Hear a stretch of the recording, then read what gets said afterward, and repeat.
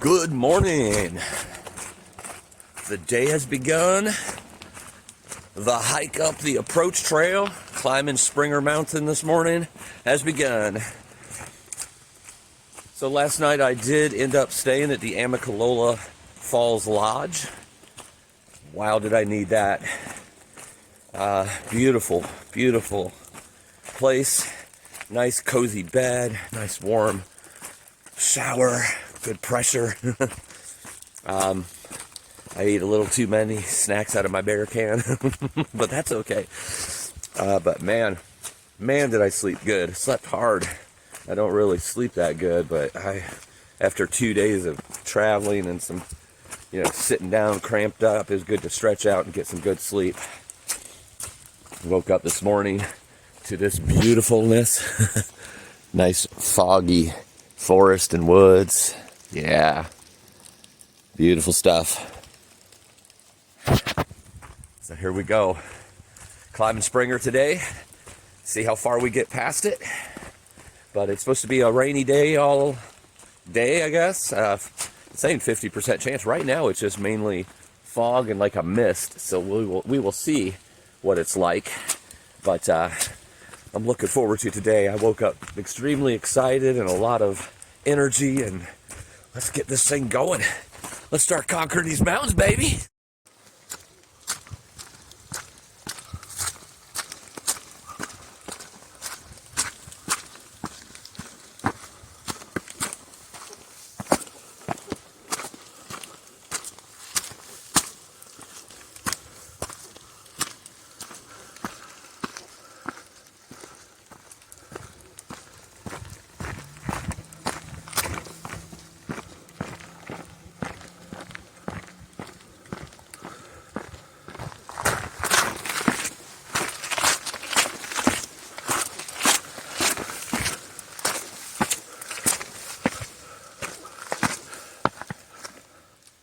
Black bears. In parts of the country where,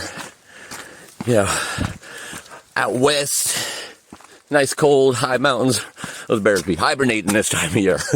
Around here, they don't really hibernate. They do like the half and half thing. So I might get to see some right off the bat. If you know anything about Fortune, he likes his black bears. I almost like them as much as puppy dogs, maybe even more. The only reason I like puppy dogs more, I think, is because I get to hold a puppy dog. Bears won't let me hold them. Never tried, but I don't think they will. But I love my bears for sure. One of my favorite animals. Was lucky enough to see 5 of them on the PCT. Really close on a couple of them. They're just magnificent creatures. So we'll see what happens. I know they're definitely highly populated out here, so should definitely see them at some point. I probably shouldn't try to talk first thing in the morning. Slurring my words, tripping over them, but hey, one thing about my videos are they're very real, so you get to see what you would be seeing if you was right here with me. So either enjoy or be entertained. All right, continuing on.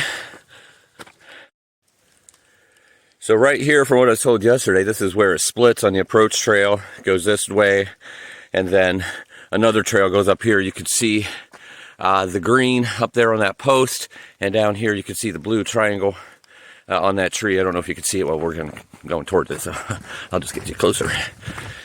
But the blue is obviously the side trail, which is not the AT, because those are white, but the blue triangle is the approach trail coming up. So the approach trail comes down here, the green goes up there, and I guess they come back together. I guess the green one was a trail that's created by the guy who founded the AT, if I'm remembering that correctly. A little history there for you. Hopefully it's the correct history. But he has a separate trail that he created that kind of intertwines a little bit with this trail. Actually, I think it kind of goes back and forth for a little bit.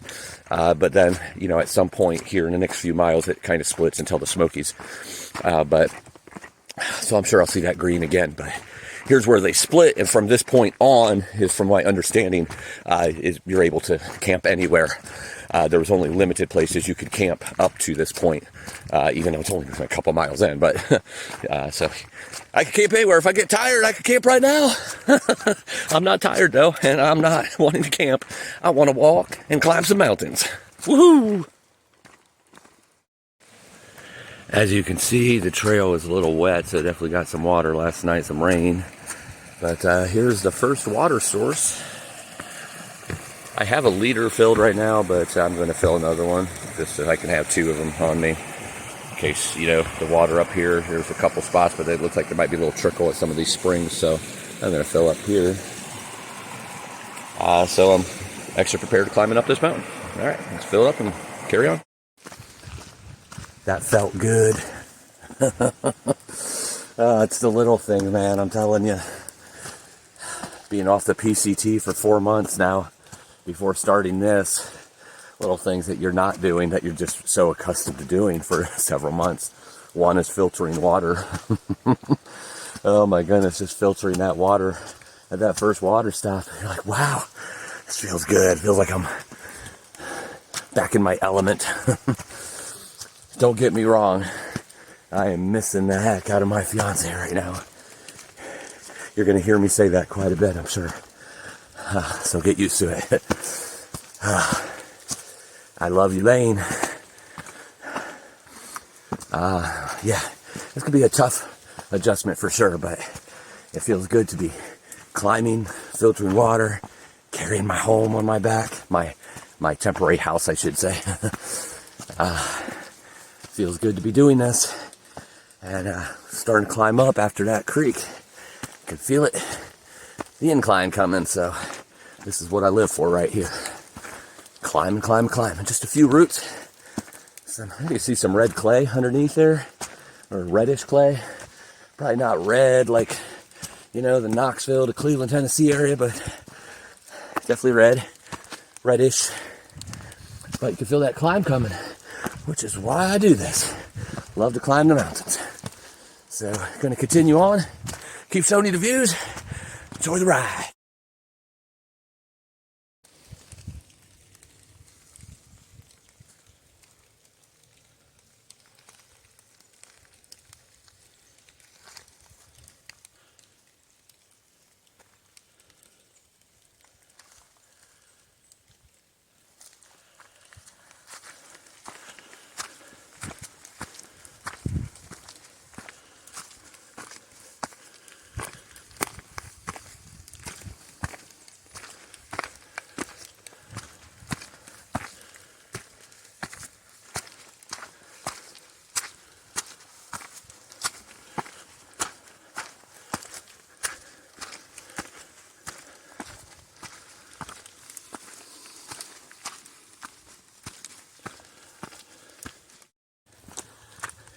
Here's a little flat spot. I think it's the first one since the creek.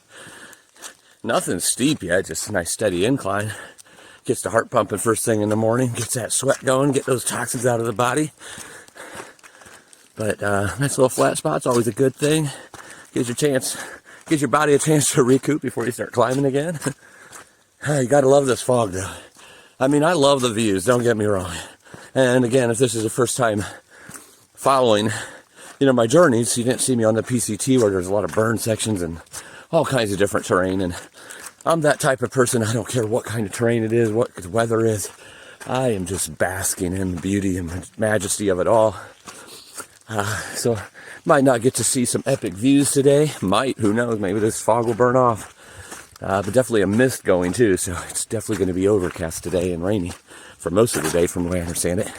But I love the fog. Gives it that eerie, dark feeling. Love it.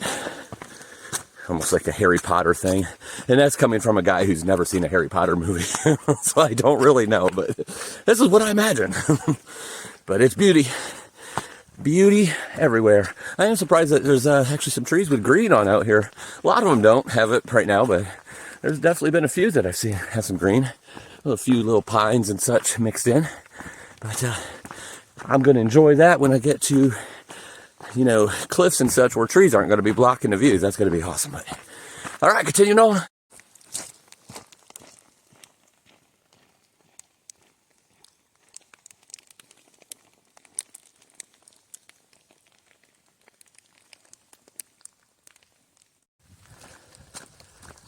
It's a little warm out here. There for a minute, I thought I was going to have to strip down to just a t-shirt. It's been a few months since I hiked in near 60-degree weather. But then you also take in the eastern U.S. into that southeastern U.S.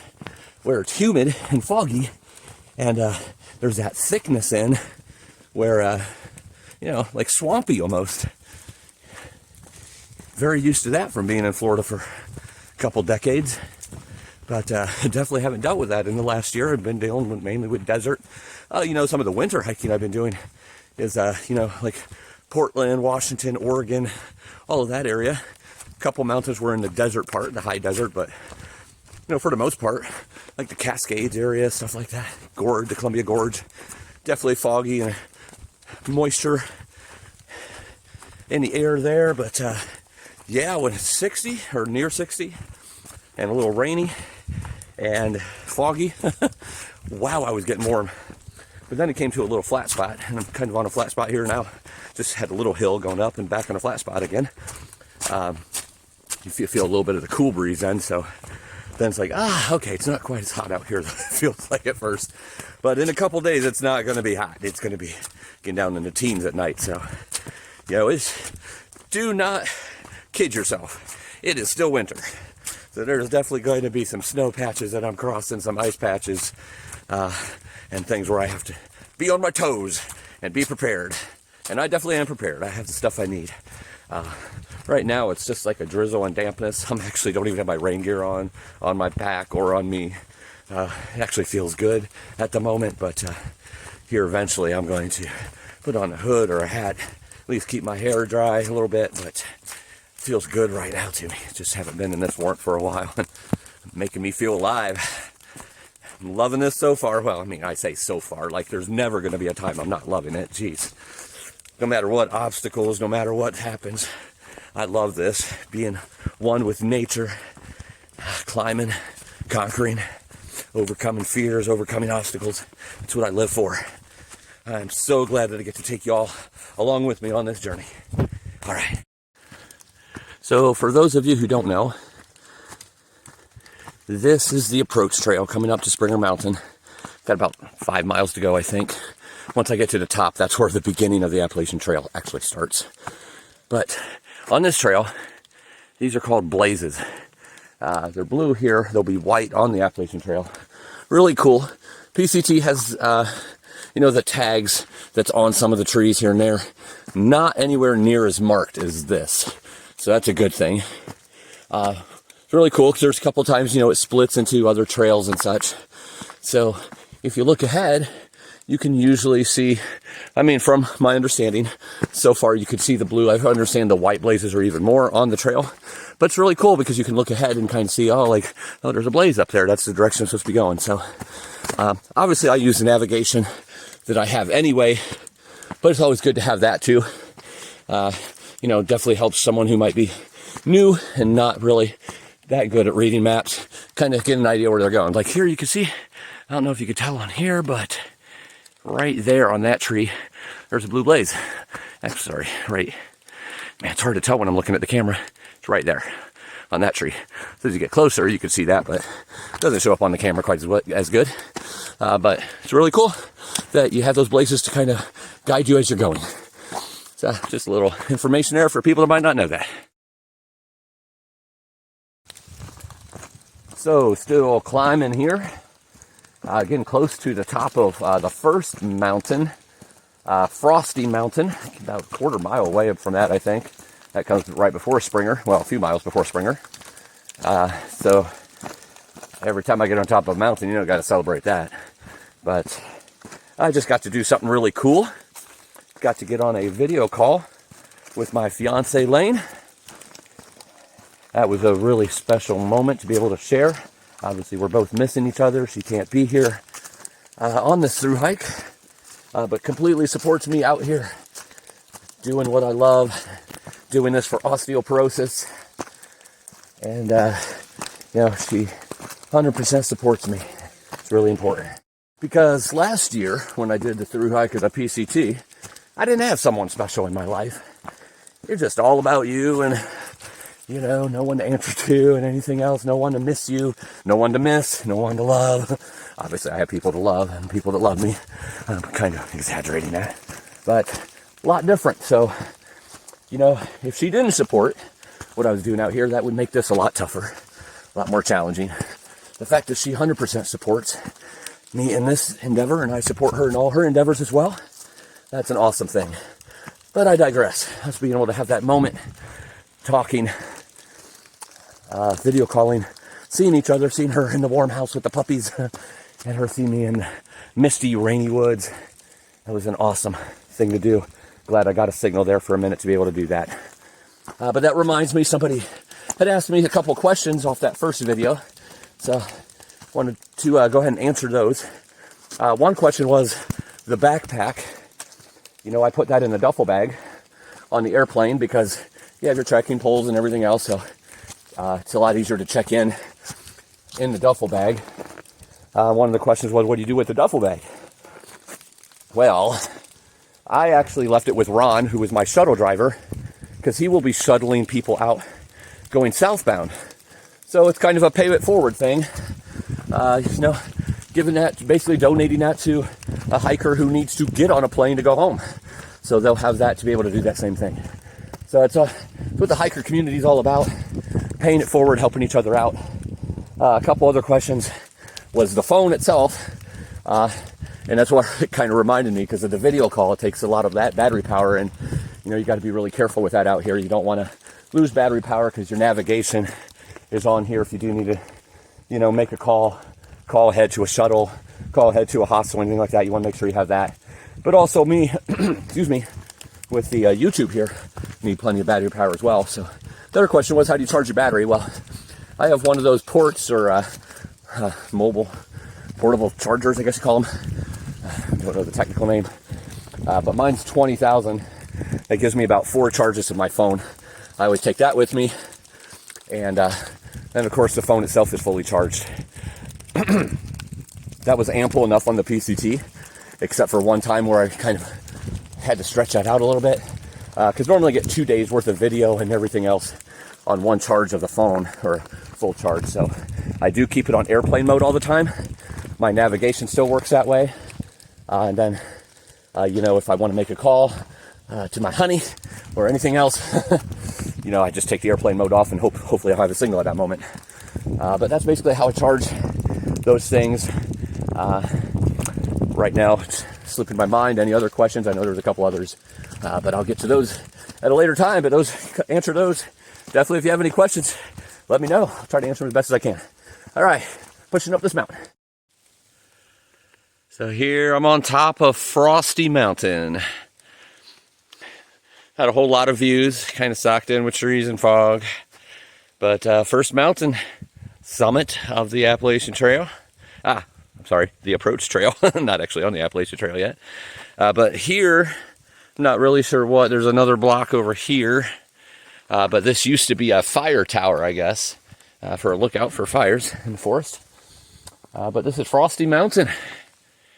So, Frosty Mountain is in the bag. So it started getting a little chillier, but I think it was mainly because, obviously I'm going higher, so it's going to get a little chillier as you go higher. But it's also going to start warming up throughout the day. I don't think it gets much above 55, 60 though, anywhere that I'll be. But definitely started feeling chillier because of the rain coming down a little harder. So I went ahead and put the rain jacket on, my frog togs, nice and super light, but it keeps me protected. Also put my ball cap on, so it'll keep my head a little drier. Put my really fancy rain protective thing on my backpack, which is a garbage bag for those of you who can't see that. Keeps the top dry. So, this day's pretty good. It's been wet. The whole time I've been walking here, it's like that constant drizzle. Nothing too hardcore or anything, but yeah, I just wanted to make sure it stayed a little drier, but it doesn't get really wet in the backpack or anything. It stays nice and dry. So, all right, coming down off Frosty Mountain, and I believe the next summit is Springer Mountain. Looking forward to the beginning.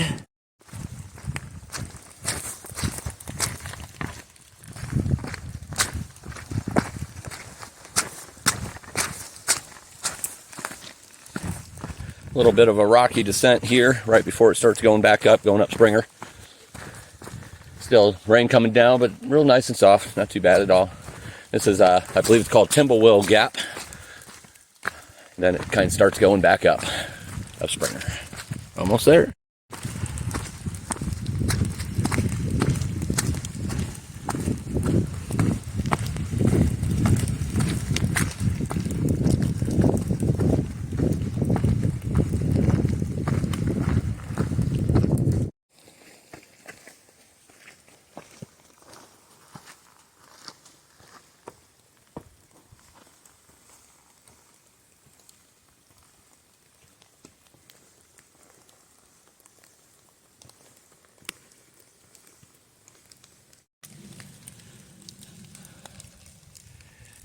You can still see the fog in the distance. You can see out there, might stop some views from on top of the mountain tops today, but it definitely looks like it's clearing out a little bit, so that's kind of cool. The visibility in front of my face is better. I can see a little further out. I mean, I love the fog, but I also want to see some views too, so it's kind of cool when you get a little bit of both of that in one day. So hopefully it opens up a little bit. Just went through a little section. There was a lot of big rocks, so that was kind of cool. Change up the trail a little bit. Yeah, I'm loving the trail so far. You got some inclines, you got some declines, you got some flat ground. Obviously, it's not to the AT yet. It's just still the approach trail up to it, but nice trail. Seems to be well maintained. Definitely wide at moments. Safe. No complaints. Not that I would complain anyway. But continuing on, let's get on top of that mountain.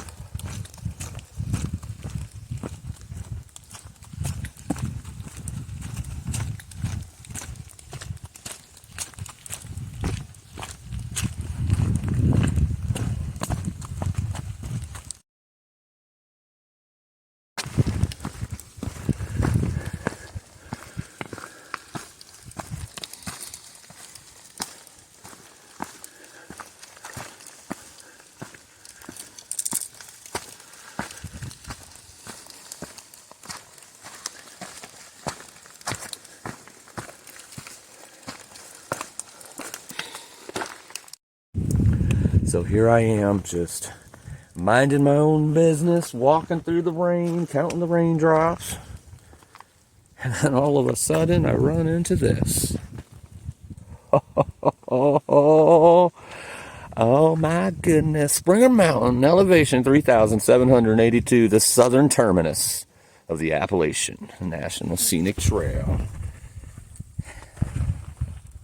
And down here on top of the summit is the really famous one. Right here. Oops, a little slippery on this rock. Georgia to Maine. That right there is the first white blaze. Springer Mountain is in the bag. Woo!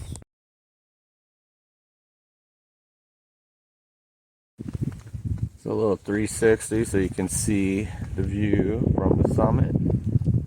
Even though there's not a whole lot of view right now with the fog and the mist, but I'll give you a good idea. But yeah, about 8.2 I think miles that I've went today so far on this approach trail. Quite a bit of elevation. I'm not sure exactly the amount, but I think it was, I don't know, 2,500, 3,000. I'll have an exact number of my elevation at the end of the day here, but don't know right now. But it's pretty cool. I didn't know what I think of it. Like I said in yesterday's video, I had a chance to kind of skip up here to Springer Mountain since I had arrived late and there's so many delays. I'm really glad I didn't, and here's why. There is something cool about having to work for the chance to start on the Appalachian Trail. This is pretty epic, pretty soul gratifying. I love to climb my mountains. I am the mountain dude at the end of the day. So if you don't know that story, keep watching the videos. You'll understand why I'm mountain dude. Give you a hint, it has to do with mountains, and I love to drink Mountain Dew. But I don't know. This is just pretty epic that you have to earn it to get to the beginning. Even though you don't, you could drive up here, but something about earning your right to start on the Appalachian Trail, I don't know. It's pretty powerful to me. Makes me a little emotional, actually. So, ladies and gentlemen, I'm on the frickin' Appalachian Trail. Whoa! And here's starting to come down off Springer Mountain. Second white blaze right there. Nice little rock formations, nice and muddy, slippery rocks. But now go down a little bit. I'm not sure what I'm going to do as of yet. There's a shelter right here, but I'm not going to stop at this one. I'm going to keep on going. And there's another shelter, it's supposed to be a couple miles away. I'll probably stop there and eat a little bit, a little lunch in me. And then the next shelter, I think, is like about 7 or 8 miles from here. I'm probably going to go there to set up camp tonight, either in the shelter or around the shelter. But I might not. I might go half a mile and stop. You never know. That's the good thing about it. It's a good thing about me being spontaneous. It's also the good thing about being on a trail. You don't have to answer to anybody, do anything any certain way. You're hiking your own hike. And that's my motto, you know. There's no rules. I mean, there's obviously rules, but when it comes to what you do and how you do it, there's no rules on the trail. You're just doing what you do as you want to do it. Living life, baby. So I'm going to continue on, come down this mountain, and see what the trail brings next.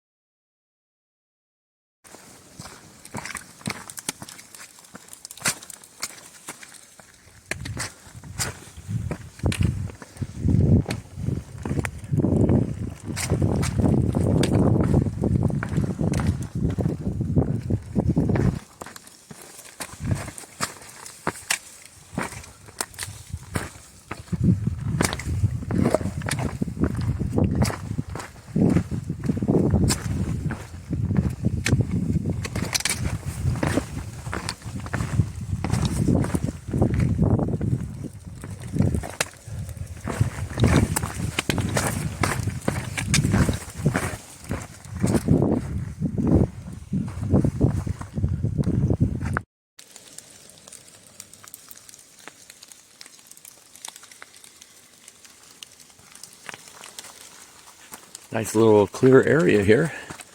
Not foggy that much. You can actually see the green trees and the leaves on the ground. Looks quite a bit different than most I've been through here today. Getting a little lower though, so that's probably why. Fog has a tendency to be up higher, so might be clear here for a minute. Coming up to a shelter here, probably another mile or so. I'm probably gonna stop there and get a little bite to eat. I'm really starting to crave my salami and cheese tortillas. But then decide kind of from there what I'm going to do. I think there's a creek or something before that too, so I'll stop there and get some water, and then probably stop at the shelter for a little bit just to get a little bite, take a little breather, kind of figure out if I'm going to go on or what I'll do at that point.